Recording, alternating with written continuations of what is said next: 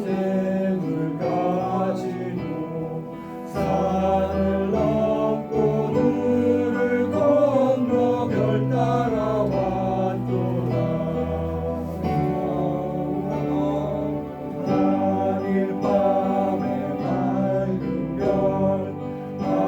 아름답고 빛난 별 아이 예수 계신 곳에 우리 인도하여라.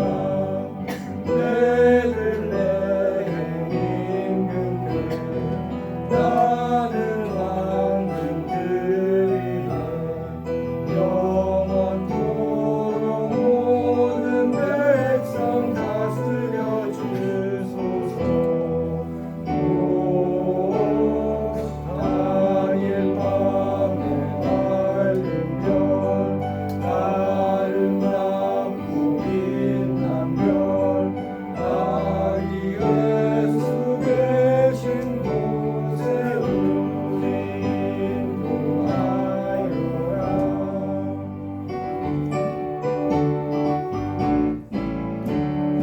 기쁘다 구주 오셨네. 한 백성 맞으라. 교회여 다 일어나. 다 찬양하여라. 다 찬양하여라. 다 찬양하여라. 그새 주 탄생했으니 다 찬양하여라. 이 세상에 만물들아 다 화답하여라. 다 화답하여라. 다 화답하여라. 다 화답하여라.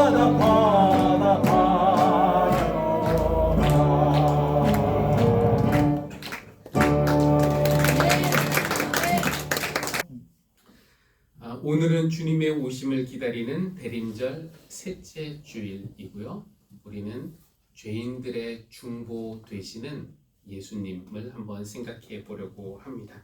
찬송가 96장 예수님은 누구신가 3절 가사에서 예수님을 추한 자의 정함, 죽을 자의 생명, 죄인들의 중보, 멸망자의 구원, 그리고 우리의 평화 이렇게 말합니다.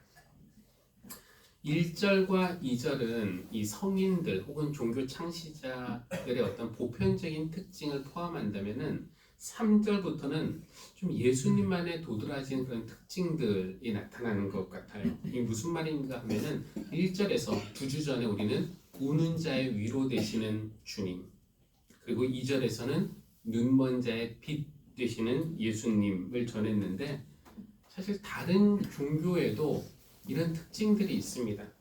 예수님만 우는 자들을 위로하시나요? 아니죠. 부처님도 고통 중에 있는 사람들, 슬픔을 당한 사람들을 위로하십니다. 예수님만 눈먼 자에게 빛이 되어주시나요? 아닙니다. 다른 종교에서도 나름대로 진리에 도달하도록 가르쳐주고 끼치도록 도와줍니다. 그러니까 이 기독교, 우리의 종교인 기독교가 다른 종교들과 공유하는 그런 가치들이 있고 공통점들이 있습니다. 뭐 사랑, 평화, 자비, 정의, 선행, 이런 가치들은 우리 기독교인들에게 중요하지만 우리들만의 가치가 아니라 뭐 정상적이고 건강한 종교라면은 함께 공유하는 가치들입니다. 종교마다 비슷한 점들도 많이 있어요. 대표적인 것이 우리가 황금률이라고 부르는 것이 있는데요. 마태복음 7장 12절 한번 볼까요? 그러므로 너희는 무엇이든지 남에게 대접을 받고자 하는 대로 너희도 남을 대접하라. 이것이 율법과 예언서의 본뜻이다 라고 예수님이 말씀하셨는데요. 이것을 우리가 황금률이라고 골든 룰이라고 이렇게 부릅니다. 근데 말만 조금 다르지 유교의 공자도 같은 말을 했어요. 자기가 하고 싶은 것이 아니면은 다른 사람에게도 시키지 말아라. 이렇게 공자가 말을 합니다. 그러니까 내가 인격적인 대우를 받고 싶은가? 그러면은 다른 사람을 인격적으로 대우하라는 것이고요. 내가 조롱당하기 싫은가? 다른 사람을 내가 조롱하지 말라는 그런 이야기를 한 겁니다. 부처님의 가르침 중에도 다음과 같은 글이 있다고 합니다. 모든 존재는 행복을 원하고 고통을 싫어한다. 그러므로 너는 자신을 사랑하는 것 같이 모든 존재를 사랑해라. 이웃을 내 몸같이 사랑하라는 우리 주님의 말씀과 아주 비슷하죠?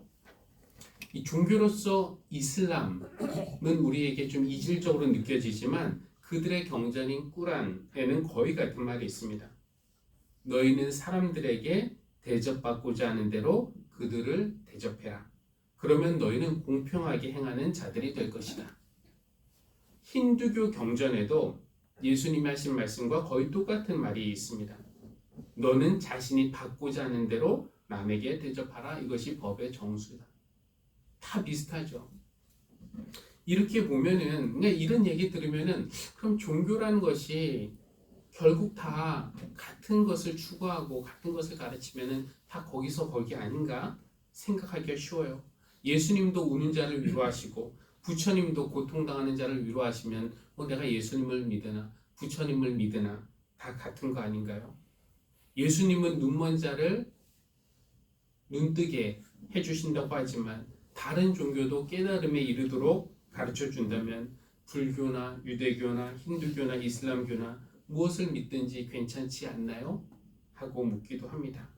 그러나 3절에서 말하는 예수님, 화면 한번 볼까요? 추한 자의 정함, 죽을 자의 생명, 죄인들의 중보, 멸망자의 구원.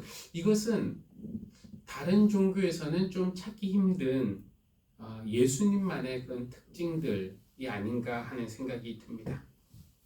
오늘은 저 중에서 특별히 죄인들의 중보 되시는 예수님을 전하고 싶은데요. 그럼 우리가 죄인에 대해서 먼저 좀 알아봐야 할 것 같습니다. 누가 여러분에게 당신은 죄인이다 라고 말하면은 여러분은 어떻게 반응하십니까? 고개를 끄덕이며 그래 내가 죄인이지 인정하는 분들도 계시겠지만 내가 왜 죄인인데 하면서 좀 언짢게 생각하는 분들도 계실 것입니다. 왜 그럴까요? 왜 그러냐면 우리는 나름대로 선한 의도를 가지고 착하게 살려고 노력합니다. 오늘날 죄라고 하면은 보통은 어떤 도덕적 아니면은 법적 의미를 띠고 있어요. 근데 법정에서 내가 유죄 판결을 받은 적이 없는데 경찰서에 내가 끌려간 적도 없는데 그런 나를 죄인이라고 규정하면은 기분이 좋지. 그러니까 그럼 왠지 부당하다는 생각이 들죠. 우리가 완벽하게 선하게 살지는 않지만 그래도 정직하게 살려고 그러고 거짓말하지 않으려고 하고 어려운 사람이 있으면은 가능하면은 도와주려고 하는데 이런 우리에게 죄인이다라고 말하면은 기분이 좋지 않습니다.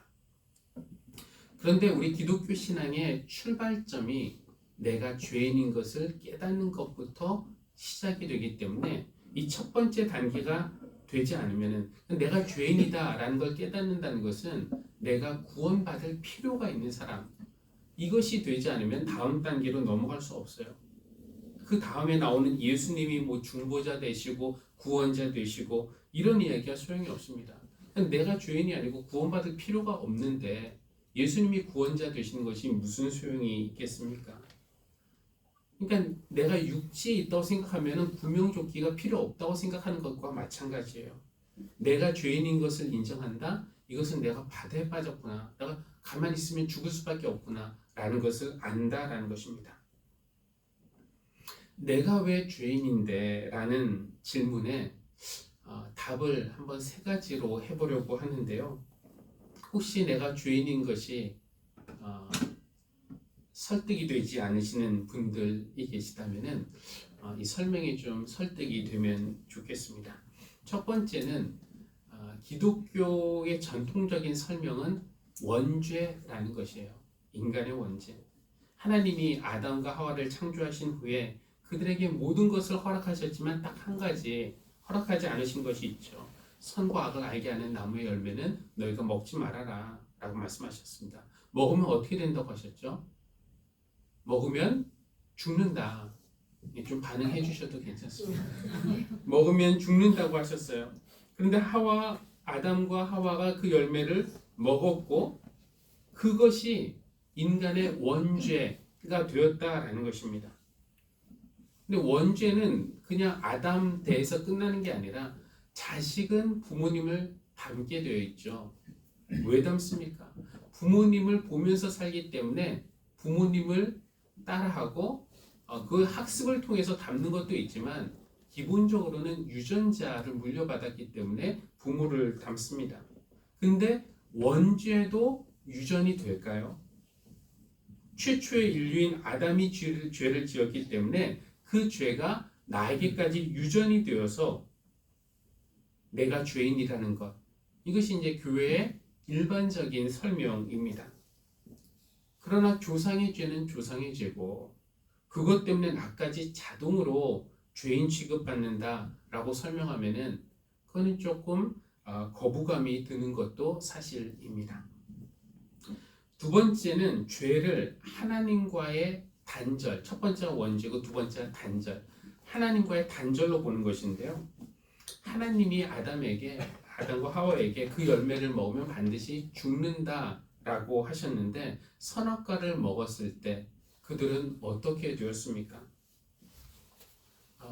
창세기 5장에 보면 아담이 몇 살까지 살았냐면은 930년. 만약에 30살 때 선악과 먹었으면 그 후로도 900년은 더 산 겁니다. 930년까지 산 것을 보면은 그가 선악과를 먹자마자 당장 죽지 않은 것은 분명하죠. 그래서 교회는 이렇게 설명합니다. 그가 육신으로 죽지는 않았지만 영적으로 죽은 것이다.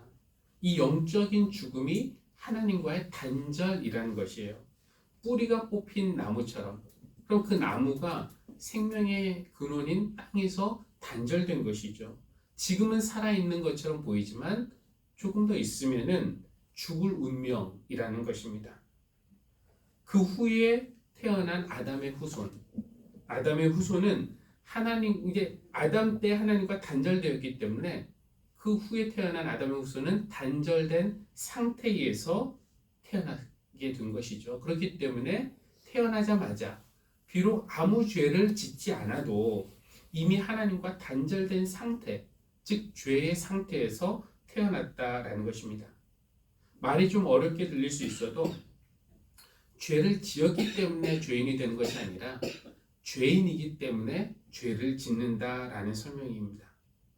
그래서 우리는 어떤 사람이 죄를 안 지으면 죄인이 아니고 죄를 지으면 죄인 이렇게 말하는 것이 아니라 사람은 죄인이기 때문에 죄를 짓는다라고 그렇게 설명을 합니다. 아담의 원죄가 나에게 유전돼서 내가 죄인이라는 설명보다는 아담의 죄로 하나님과 인간이 단절되었고 단절된 상태에서 내가 태어났기 때문에 죄인이다 라는 말은 조금 더 설득력이 있나요? 여전히 설득이 안 되시는 분들을 위해서 전혀 다른 설명을 한번 해보려고 합니다. 예수님이 제자들에게 기도 가르쳐 주셨죠. 주기도문이라고 우리가 알고 있는 것. 거기에 이제 죄라는 단어가 나오는데 한번 마태복음 6장 12절. 우리가 우리에게 죄 지은 사람을 용서하여 준 것 같이 우리의 죄를 용서하여 주시고 이렇게 되어 있는데요. 여기 죄 옆에 2, 3이라는 숫자가 있고 그 밑에 보면 성경 밑에 보면은 설명이 있습니다. 웬만한 성경들은 다 이런 설명이 있을 거예요. 2는 빚 또는 이렇게 죄진 사람을 용서해 주시고 라고 번역할 수도 있고 또는 빚진 사람의 빚을 없애준 것 같이 그리고 3번에는 빚을 없애주시고 이렇게 번역할 수 있다는 겁니다. 죄는 빚으로 용서는 빚을 없애는 것 그렇죠? 탕감하는 것으로 보는 것이 오히려 이 원어의 뜻에 가깝다라는 것입니다. 그러니까 12절 우리가 우리에게 죄 지은 사람을 용서해 준 것 같이 우리 죄를 용서해 주시고 다르게 번역하면은 우리가 우리에게 빚진 사람의 빚을 없애준 것 같이 우리의 빚을 없애주시고로 번역할 수 있다는 것이에요. 그러니까 다르게 말하면 뭡니까? 나는 죄인이다 라는 말은 나는 빚진 사람이다 라는 그런 말입니다. 나는 빚이 없는데요? 라고 손을 들 분도 계실까요? 그럼 죄인이 아닙니까? 빚이 없으면. 근데 우리가 금전적인 빚은 없을 수 있어도요, 조금만 더 깊이 생각해 보면은 나는 수많은 사람에게 엄청난 빚을 지고 있다라는 것을 알게 될 것입니다. 이 빚이라는 건 뭡니까? 내 혼자의 힘으로 뭔가를 해보려고 하다가 내 혼자 힘으로 다 할 수가 없으니까 다른 사람에게 뭔가를 빌리는 것. 그렇죠? 그것이 빚입니다. 우리는 누구에게 어떤 빚을 졌을까요? 가장 먼저 떠오르는 것은 부모님, 특히 어머니. 우리는 부모님에게 빚을 졌는데 특히 어머니들은 어떻습니까? 10달 동안 자신의 몸 안에 우리가 있는 것을 허락했습니다. 그 생각하면은 감히 갚을 수 없는 빚이죠. 우리는 태어나면서부터 엄청난 빚을 안고 태어난 것입니다. 그리고 어린 시절도 마찬가지예요. 두 발로 서서 밥을 먹기 전까지, 아니 돈을 벌어서 독립적인 생활을 하기 전까지, 어쩌면 그 후로도 계속 부모에게서 빚을 진 상태로 우리는 살고 있습니다. 생각해보면 우리는 사회에도 빚을 지고 있어요. 나라가 나에게 해준 게 뭐 있냐라고 말하는 사람도 있겠지만, 생각해보면 지금 전기, 수도, 도로, 학교, 병원, 우리가 이용하는 이 모든 시설도 다른 사람들의 수고와 노력 덕분이라는 거예요. 나 혼자의 힘으로 다 해야 했다면은 이게 가능할까요? 배고플 때 농부의 도움 없이 어떻게 내가 먹을 수 있겠으며, 의사의 도움 없이 어떻게 병에서 나을 수 있겠으며, 선생님의 도움 없이 어떻게 배울 수 있겠습니까? 우리는 이 나라에, 우리 사회에 빚을 지고 있는 것입니다. 우리는 역사에도 빚을 지고 있습니다. 현충일이나 광복절이 되면은 우리는 나라를 위해 목숨을 내놓은 군인들, 또 역사 앞에서 자신의 삶을 드린 독립운동가들을 생각합니다. 만약에 그들이 자기의 삶에서 내 삶의 나의 안전, 나의 평안함, 이런 것이 중요하지라고 생각해서 그때의 역사적인 순간에 아무것도 하지 않았다면은 오늘 우리가 이 나라의 국민으로서 누리는 권리와 자유를 지금 누릴 수 있을까요? 우리는 역사의 조상들에게도 빚진 사람들이라고 할 수 있습니다. 더 넓게 보면 어떻습니까? 공기, 자연이죠. 공기, 땅, 바다, 강, 산, 나무가 주는 선물들을 가지고 살아가니까 우리는 자연 생태계에도 빚을 졌고, 그리고 우리 세대가 할당받은 목 이상으로 자연을 사용하기도 하고 훼손하기도 있으니까 후손들에게도 빚을 진 사람들이라고 할 수 있겠습니다. 부모님, 사회, 역사, 자연 생태계, 그리고 다 언급하지는 못했지만 이 모든 것을 다 통틀어서 우리는 하나님에게 빚을 진 사람들이라고 말을 합니다. 그러니까 인간은 죄인이다, 나는 죄인이다, 너는 죄인이다 라는 말에 선뜻 동의하기는 어려워도 우리 인간은 모두 빚진 존재다 라는 말은 우리가 부정하기 힘들 것입니다. 죄를 원죄로 설명하든지 단죄로 설명하든지 비주로 설명하든지 인간이 죄인이다 라는 고백은 어떤 의미냐면은 피조물인 우리 안에 이 하나님의 영역을 침범해서 하나님처럼 되고자 하는 그런 마음이 있다라는 것이고요. 그것이 사람과 사람 사이에서 어떤 증상으로 나타나는가? 교만, 지배, 굴림, 갑질, 착취, 거짓, 무시, 차별, 혐오, 비난 등의 증상으로 나타난다라는 것이에요. 내가 죄인이라는 말도 내 안에도 충분히 그럴 가능성이 있다라는 깨달음입니다. 여러분은 이제 내가 죄인인 것이 인정이 되십니까?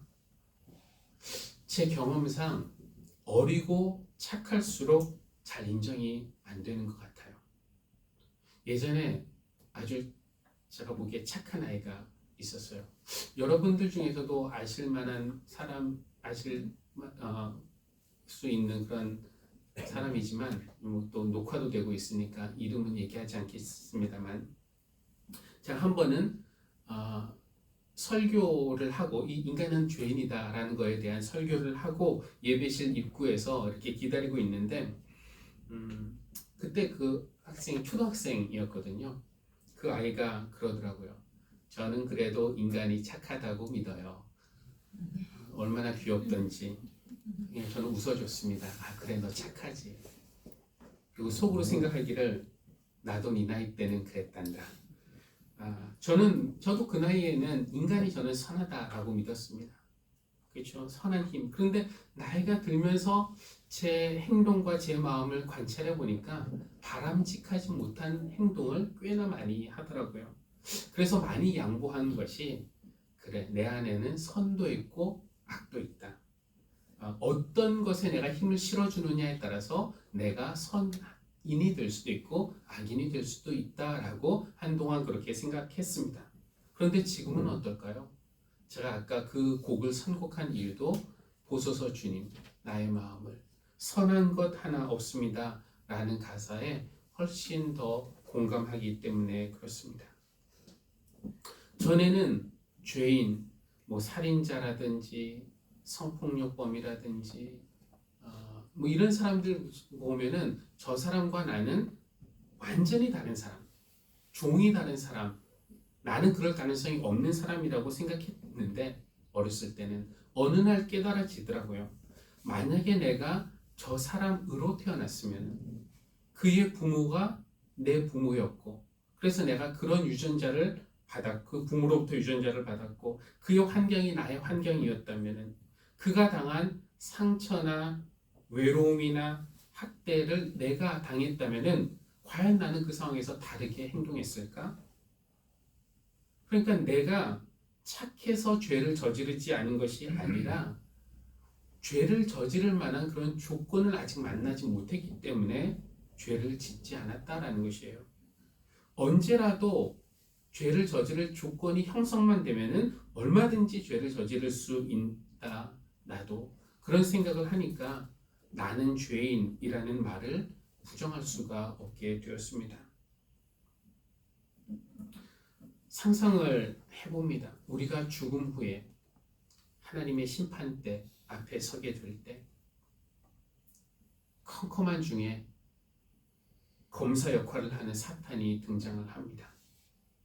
피고, 민한식, 그리고 제가 지은 죄들을 쭉 열거를 해요.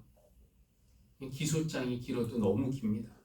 남들만 모르는 죄가 아니라 이건 죄가 아닐 텐데 미처 죄라고 생각하지 못했던 것까지도 쭉 나열하고 있으니까 당황스럽습니다. 갑자기 두려운 생각이 들어요. 평생 목사로 살았는데 말로, 생각으로 내가 지은 죄가 이렇게 많다니. 죄책감도 들고 다른 사람들이 이걸 알면 어떡하나 수치심도 듭니다. 하나님이 그 검사의 그 기소를 듣고 어떤 선고를 내리실까 두려움도 밀려옵니다. 그때 저는 우리가 대림절에 2023년 대림절에 주제곡으로 불렀던 그 찬양이 생각나면 좋을 것 같아요. 예수님은 누구신가? 죄인들의 중보. 그러면서 떠오르는 성경 구절이 있습니다. 죄인들의 중보하니까 저에게 가장 먼저 떠오른 성경 구절은 요한일서 2장 1절인데요. 누가 죄를 짓더라도 아버지 앞에서 변호해 주시는 분이 우리에게 계시는데 곧 의로우신 예수 그리스도이십니다. 예수님이 우리의 중보, 죄인들의 중보 되신다는 말은 하나님의 법정에서 우리의 변호사가 되어 주신다라는 그런 뜻 아니겠습니까? 그래서 다시 하나님의 법정을 상상을 해요. 이번에는 사탄이 앉고 빛 가운데서 변호사이신 예수님이 나오십니다. 존경하는 재판관님, 아니 사랑하는 아버지, 아들이 아버지가 판사인데 아들이 변호사해도 되는지는 모르겠습니다만, 사랑하는 아버지, 사탄이 아직 모르나 봅니다. 피고 민한식의 죄는 보혈로 다 씻겼고 그의 빚은 십자가에서 제가 다 갚았습니다. 제가 십자가에서 한 일을 피고는 믿음으로 받아들였습니다. 피고는 무죄입니다. 그 얘기를 들으니까 왠지 마음이 든든해집니다. 다른 종교에도 구원의 개념이 전혀 없는 건 아니에요. 있긴 있지만 주로 구원을 받기 위해서, 어떤 구원의 경지에 이르기 위해서 인간이 해야 할 것들이 많이 있습니다. 그래서 그런 신앙 체계를 한마디로 뭐뭐 하라, 이렇게 해라, 뭐 선행을 해라, 고행을 해라, 이렇게 해라, 저렇게 해라, 라는 한마디로 요약할 수 있어요. 그런데 기독교는 반대이죠. 우리가 인간이 뭘 해서 구원을 이루는 것이 아니라 하나님이 하시는 거예요. 하나님이 예수 그리스도를 통해서 하신 일, 하나님이 십자가에서 하신 일은 우리의 죄를 씻어주신 것입니다. 그래서 주님이 십자가에서 하신 마지막 말, 다 이루었다. 영어로 하면 it is done. 그러니까 다른 종교는 do, 근데 예수님은 it is done. 하나님이 하셨다는 거죠. 너를 위해서. 그러니까 죄인들이 할 일은 하나님이 하신 그 일을 받아들이는 것밖에 없는 것입니다. 우리 신앙의 출발은 우리가 죄인임을 인정하는 것부터라고 말씀을 드렸는데요. 죄인인 것이 깨달아지면은 아마 기쁘진 않죠. 마음이 내가 죄인이구나. 불편해집니다. 죄책감과 수치심과 두려움이 밀려옵니다. 사탄의 정죄하는 목소리가 들립니다. 그러나 그 순간에 등장하시는 분이 계세요. 오늘 로마서 8장 34절. 그리스도 예수는 죽으셨지만 오히려 살아나셔서 하나님 오른쪽에 계시며 우리를 위하여 대신 간구하여 주십니다. 이 로마서 8장 앞에 보면은 성령님도 우리의 약함을 도우셔서 말로 다 할 수 없는 것을 대신 성령님이 간구해 주신다고 했는데, 성령님만 그러시는 것이 아니라 예수님도 지금 살아계셔서 하나님 오른편에 계시면서 우리를 위해서 간구하시고 변호해 주신다니 이렇게 든든할 수가 있나요? 그래서 비록 나는 죄인이어도 중보자 되시는 예수님이 계시기 때문에 우리가 불안이나 어둠 속에서가 아니라 확신 속에서 살아갈 수 있는 겁니다. 어떤 확신인가? 생명도 죽음도 그 밖에 어떤 것도 우리를 우리 주 예수 그리스도 안에 있는 하나님의 사랑에서 끊을 수 없다라는 그 확신 속에서 우리가 살아가고 있습니다. 대림절 셋째 주일, 죄인들의 중보 되시는 예수님이 점점 우리에게 다가오십니다. 그 확신이 점점 우리 안에서 든든하게 자리 잡아 가기를 바랍니다. 아멘. 찬송가 92장 함께 찬양하겠습니다.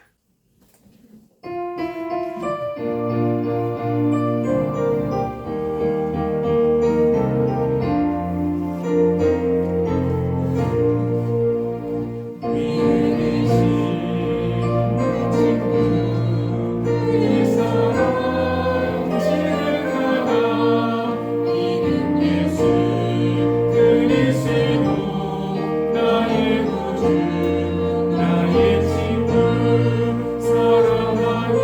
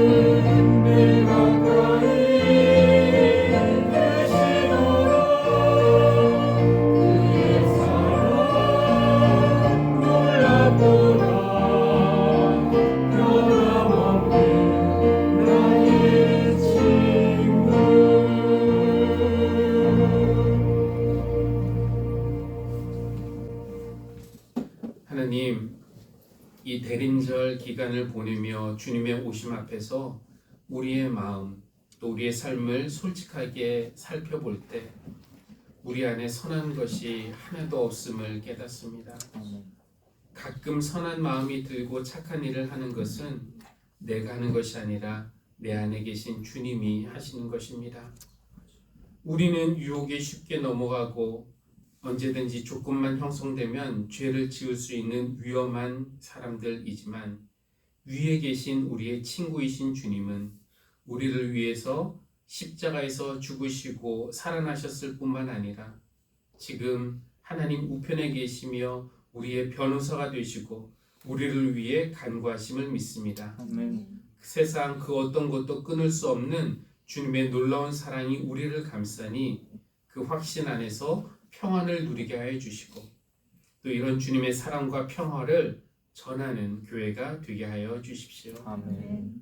그런 마음으로 오늘의 예물을 하나님께 드립니다. 우리 성도들 정성과 헌신으로 드리는 이 예물 하나님께서 기쁘게 받으시는 줄 믿습니다. 이 예물이 하나님의 뜻에 맞게 사용되게 하여 주시고 우리 성도들 모든 삶의 면에서 하나님께서 보호하고 지켜주시고 복을 베풀어 주셔서 언제나 주님의 뜻 가운데 살아갈 수 있도록 도와주시기를 기도합니다. 아멘. 예수님의 이름으로 기도합니다. 아멘. 아멘.